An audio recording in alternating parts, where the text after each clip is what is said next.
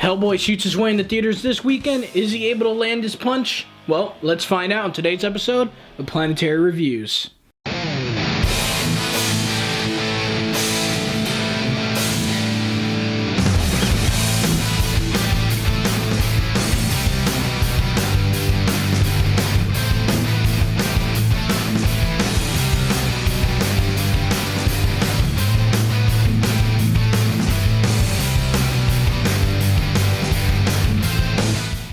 What's up, guys? Hellboy landed this weekend, and the biggest question for me was it going to be able to live up to the first two movies starring Ron Perlman? This is a reboot, so I was going into it very skeptical, and in my opinion, I was very right about my skepticism for this movie.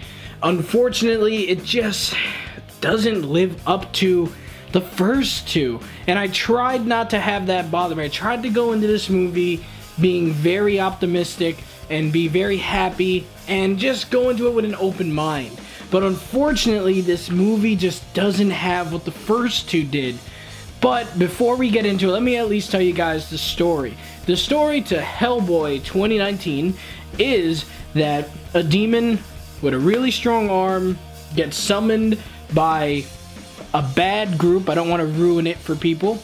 And he gets found, and this group of demon hunters, vampire hunters, all things supernatural hunters decide to gets taken in and gets raised to be a good guy, fights all kinds of demons and all kinds of big bads, and he's pretty much one of us. The only thing is, he's kind of trying to find his way throughout as he's been growing up. He's trying to figure out what his purpose is, why he's doing all this, and who he is and stuff like that. And throughout the film, you learn a little bit about him. You learn about his origin, you learn about Hellboy's abilities a little bit, what he's really meant to be, and all that kind of stuff. And it was interesting. The lore behind Hellboy is really cool. I really like that. And that was really cool. But then we had the villain of this movie, which is played by Mila Jovovich, and she is a badass. She is this very powerful, like, demon witch thing that has the ability to pretty much command demons and lead them, and she's just really powerful, and she does a great job. I loved her performance as the villain. Unfortunately, the movie doesn't give her enough to work with to really make us understand her and really get to grow to hate her as a villain, or even go to like her as a villain. We just didn't have enough time with her, and it just felt very she wasn't good enough. The film wasn't giving her enough time to make us really be scared of this villain, see how powerful she is. So when it came down to them finally meeting and fighting, there wasn't really a lot of emotion and a lot of stakes, because you weren't emotionally attached to not only the villain but also our hero.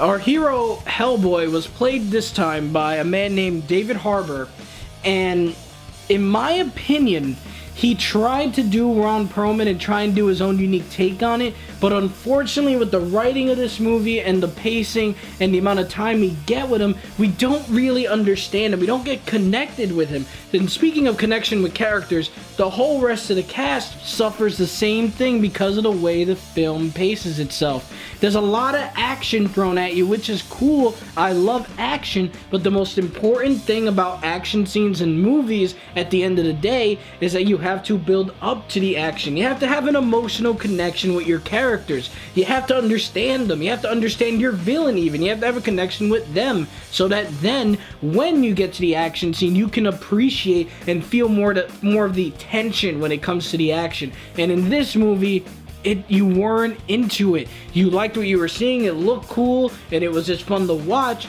but you weren't emotionally connected to any of it, so it was really hard to get me super invested into the movie, because we had almost no character development with anyone. We got some development with Hellboy himself, obviously being the protagonist, but unfortunately we still didn't get enough with him either. We just kind of learned that he is a demon and he wants to pretty much be a good guy, and that's pretty much it. You learn a little bit more about his origin and who he is, obviously, but we just don't get enough to understand him. We don't understand him as a person a whole lot. We aren't connected with him. We just see him cursing and beating the shit out of demons, which is great. That is awesome. That's what I want to see. But I also want to see a character that I could relate to. And throughout this entire film, I didn't really feel a deep connection. I felt a simple connection with his confusion on who he was and him trying to figure out what side he truly belongs on. That I understood, but even with that, the movie does a poor job at getting you to feel for him in this situation because of the lack of connection. And this movie suffers so much. And then the next thing I gotta say is that the pacing of this film was a little bit disjointed because of the fact that you had this movie that was just the best way to describe it is that this movie felt like it was trying to be the third movie in a trilogy, in my opinion, without having the first two to build up this cast and build up this villain so that we can feel something in the end and actually get attached to everything that's going on and invested and be 100% like, yeah, let's take down this big bad with this team of guys that we love and care about. But we didn't have the first two movies. So we're stuck sitting there in a film that feels like there's this big climactic thing happening, but we don't have the necessary build-up to appreciate all this because we don't understand the cast as much, and that is due to the poor pacing and the poor writing. When it came to the pacing, I'll go into more detail where it was like, there'll be a character moment where you're trying to learn more about the character, and then some random comedic thing happens, and then action scenes. And you didn't get enough of those character moments to really appreciate the action. And that's what this movie was missing. It also did not have anywhere near as much of the heart. The heart in the first two Hellboys with Ron Perlman was there. You felt that. The characters, you understood all of them. You loved them all. You didn't want things to happen to them. And unfortunately, this movie just doesn't have that. It's got the special effects and it has the badass monsters and the really cool action sequences with some cool abilities being thrown around, but without the emotion behind it, you're stuck just sitting there kind of going, oh, this is cool, that's fine.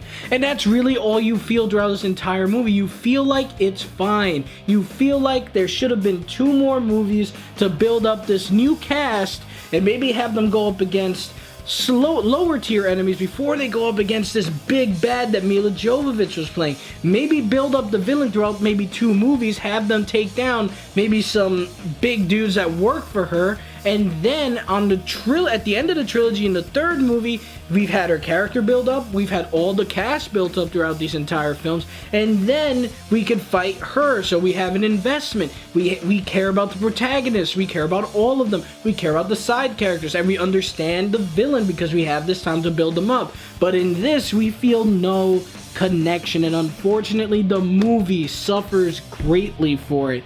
And it hurts to say that because I wanted this to be good. I don't want any movie to be bad. I want all movies to succeed and do a great job.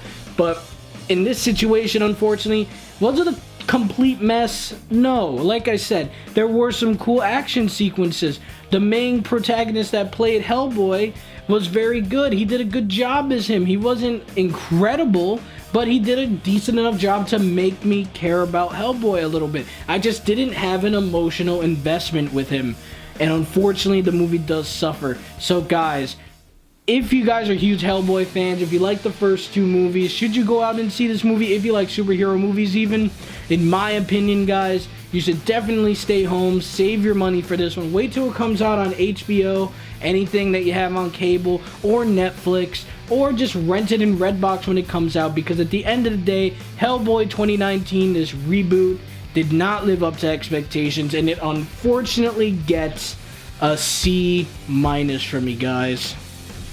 Unfortunately, this movie did not live up to what it could have been. Its potential was just squandered by bad writing, bad directing, and just not enough character development. This really disappointed me because I do not like walking out of a theater like wanting to just be so negative, but unfortunately, this is what I felt coming out of this film. I'm just so disappointed, guys.